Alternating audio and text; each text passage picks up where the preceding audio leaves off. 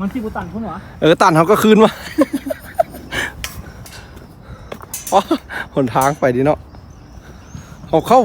ามาด้านหลังนี่นะ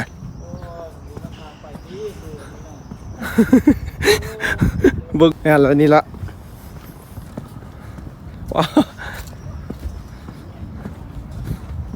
เขามาด้านหลังนี่นะหิลึกชีวิตในกรงเล็กติอันนี้นะแม่นวะบักมีทางออกวะฮะปีนบ่ได้วะโอ้ยน้องคุณเอาต้นนี่ก็ได้ตีบ่ได้ตีมันสิบ่เห็นวะต้นนี้แล้วก็เลี้ยวดิป้าเดินบอกงามๆเลยป้าขักขนาดอยู่ในพี่เบิ่งก็บ่ได้เพื่อนมาละส่วนสิได้คลิปให้พี่น้องเบิ่งบรรยากาศพี่น้องเลยรัสเซียเด้อคือสิมีฝุ่นพร้อมได้นี่พี่น้องเดินแลนลิ้นที่ทางมาพี่น้องเอ้ยเขามาบุทึกซัวคันเขาสิไปตะโค้งกับไก่ลัดเลยซะปอสิสุกโซสเต็ปให้เบิ่งดูได้บ่หันวิดได้เขาปอเอาลองดูได้เท่าไหร่ระดูแรงในรัสเซียพี่น้องคนลาวอยู่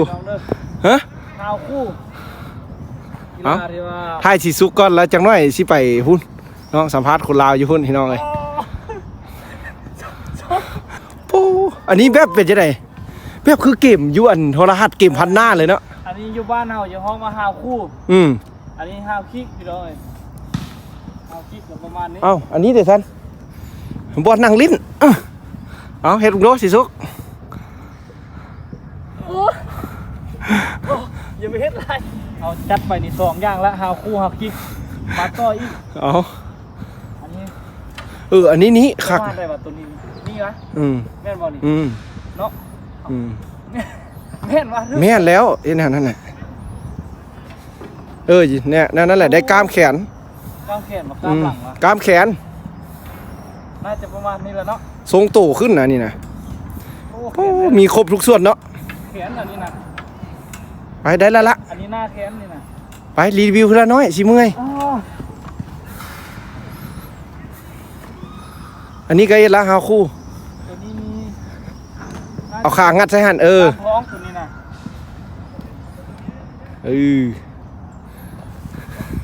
ว้ารีวิวเครื่องกีฬาอยู่รัสเซียกลางแล้วตัวนี้ตัวนี้ยันกล้ามขาตัวนี้นะประมาณนี้แล้วนี่แล้วปรับได้3ระดับ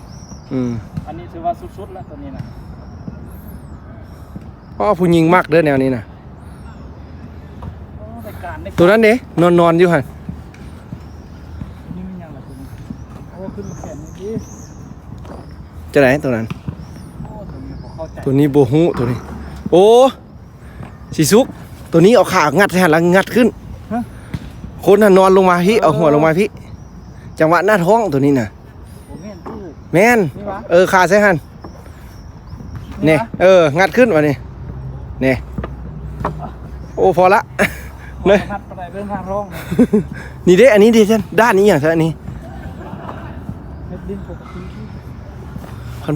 บูหูยาเอ็ดได้ลงบ่ได้เด้ไปเบิ่งสาวรัสเซียคุณพี่น้องเลยโอ้ผู้สาวก็มาลิ้นตัวน่ะป้าครบเบิดพี่น้องเข้ามานี่นะเข้าทางไหนล่ะบัดนี้ไปเฮ็ดเลยปีนึงสาวรัสเซียก็มาติสาวก็มีเอาสิไทยอยู่นอกก็เด้อป้อนกองเข้าไปก่อนพี่น้องป้อนกองเข้าไปก่อน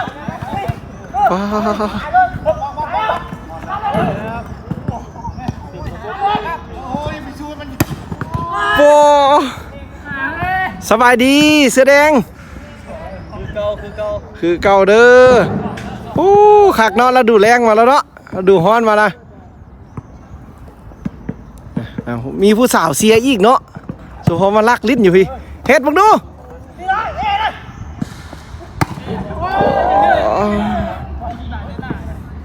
ว่าสิสุกงามขนาด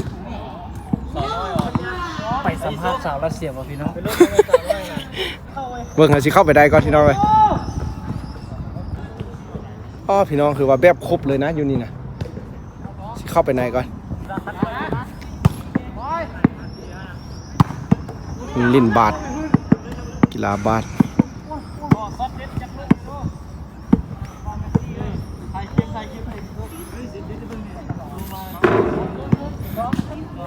เอาอันนี้ถือว่าเป็นคลิปที่2พี่น้องเอ้ยที่เราจะมาสัมภาษณ์ไอ้บ่าวเสียงขวาง เชียงควาง เสียงขวางเมื่อกี้นี่ รัสเซีย เป็นจังได๋ล่ะดูฮ้อนนี่ ฮ้อนสุดความฮ้อน ฮ้อนสุดมียุงบ่ มียุงหลายโพด โอ้โอ้เดินงามขนาดเนาะ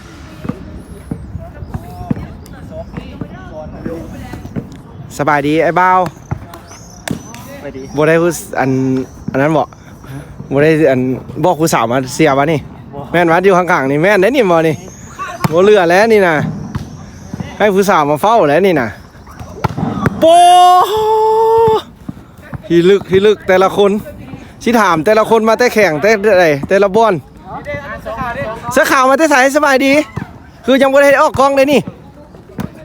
บ่ได้ที่ฮอดบ้าน สบายดีเสื้อขาว สบายดี มาแต่ใส่ยังบ่ได้ออกกองจะคือ มาเต็มเสียงควางเด้อนี่เด้อ เสียงขวางเมือง เมืองคำเด้อ เมืองคำบ้าเมืองคำโอ้ คนกีฬาในเมืองคำอ่ะ โอ้มาอยู่พี่ลิ้นกีฬาเนาะเฮ็ดโป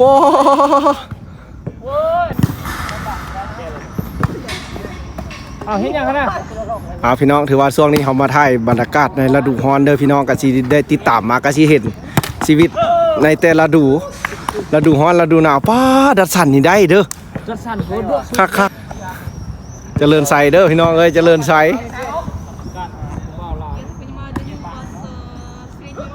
นั่นเขาก็ได้สัมภาษณ์ไปเนาะแต่ละคนมาแต่ละบ่อนใดแข่งใดแต่ถือว่าพี่น้องก็ได้เห็นหมดแล้วเนาะว่าพวกเขามาอยู่รัสเซียบางคนก็มาแต่ภาคใต้บางคนมาแต่ภาคเหนือบางคนก็อยู่นครหลวงพี่น้องเอ้ยนี่ก็ถือว่าเขากับมีโอกาสแล้วก็ยามแล้งแล้วก็อยากมาถ่ายคลิปให้พี่น้องเบิ่งในช่วงฤดูร้อนที่พวกเฮาลูกหลานลาวที่มาอยู่พี่น้องเอ้ยถ่ายให้เบิ่งอยู่ทางบ้านได้ติดตามรับชมว่าเป็นจังไดพี่น้องลาวมาอยู่รัสเซียมีแต่เฮาสิสัมภาษณ์คนที่ยังบ่เคยได้สัมภาษณ์เนาะอันนี้ก็สัมภาษณ์ไปละอันนี้ก็อยู่เวียงอันนั้นก็อยู่เวียงอันนั้นก็เสื้อเขียวกับเสียงขวางเบอร์11นี่ก็แม่นอยู่อุดมไซพี่น้องอันนี้น่ะปอเสื้อแดงนี่ก็อยู่บ้านนาแล้วยังแต่อันนี้ยังบ่ได้สัมภาษณ์มาแต่แข่งใดเจ้า ไส้ บริคำไซปากกระดิ่ง อะไร ปากกระดิ่งเด้ออันนี้ คนปักกระดิ่งมาที่ไส้ ว้าเบิ่งอันนี้สิสัมภาษณ์บ่าวรัสเซียเด้อพี่น้องมีบ่าวรัสเซียมาอยู่นี่แด้ๆนี่นะจังไดปีนี้คือว่าได้ยินข่าวว่าสิมาบ้านหวะ แมน โอ้ยอีกจักมื้อนี่ 15 มื้อ อีก15มื้อสิมาลาวแล้วเด้อนี่พี่น้องอันนี้นะสิมาลาวเพราะได้พักแรงพี่น้องเอ้ยพักของเฮียนปิดเทอมเฮียนแล้วก็สิมื้อยามบ้านอันนี้นะอีก10ปลาย15มื้อพี่น้องก็สิได้มื้อละประมาณที่10ปลายก็จะเห็นอยู่ลาวแล้วพี่น้องเอ้ย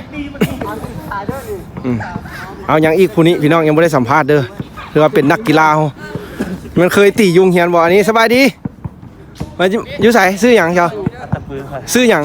ชื่อหยังก็ได้ ซื้อเว้าดีๆซื้อหยัง เป็นคนที่เจ้าหัก เอ้อซื้อหยังก็ได้มาแต่ไสบ้านอยู่ไส บ้านอย่างไร บ้านเกิดเมืองนอน ไม่ใช่อะไรปีจะปักสาม อยู่ปักซาบบ้านเกิดอยู่ปักซาบอันนี้นะพี่น้องเอ้ยว่าปักซาบโอ้หน่วยกล้ามที่ตีทรงๆงามๆให้เบิ่งเลยเด้อเอาพี่น้องคือว่าตอนนี้เขาก็สัมภาษณ์แบบทักถ่ายธรรมดาเนาะพี่น้องเพราะว่าคลิปก่อนนั้นเขาได้ถามได้เอาลงเบิ่งแล้วพี่น้องว่าแต่ละคนมาแต่ไสอยู่ไสอันนี้เขาก็ถามแต่ผู้ที่ยังบ่ได้ยังบ่ทันได้ออกคลิปพี่น้องเลยคือว่าเขาก็ถามไปยังมีแต่จำนวน 4-5 คนพี่น้องเลยเอาพี่น้องถือว่าคลิปเขาก็ถือว่าได้ถ่ายได้สัมภาษณ์ได้บอกได้หมดทุกคนแล้วพี่น้องว่าตีเอา เป็นทางกรรมการเป็นทางโค้ชพี่น้องเลย ว่าช่วยกันได้เนาะโป๊บ่าวปักซาบอันนี้พี่น้องมาแต่บริคำไซอันนั้นมาแต่ปักซาบพี่น้อง อันนี้มาแต่ทางงอนอันนั้นเราอยู่บ้านเจริญไซเวิร์นคำพี่น้องเลย นครหลวงวะ อันนี้เบ้ารัสเซียนี่แล้วแมนยูทาง450 ปีบ้านอย่างก็โพนทองบ้านโพนทอง อันนี้เบ้าสีสุกมาแต่ปากกระดิ่งคือกันพี่น้องเลย กระดิ่งเด้อน้ำ ปากกระดิ่งน้ำ2 สีอันนี้ละแมนเบ้าเสียงขวางอันนั้นละแมนเบ้าเวียงจันทน์อันนั้นละแมนเสียงขวางคือกันเมืองคำอันนี้ละแมนอุดมไซพี่น้องเลยอันนั้นละแมนเวียงจันทน์ นครหลวง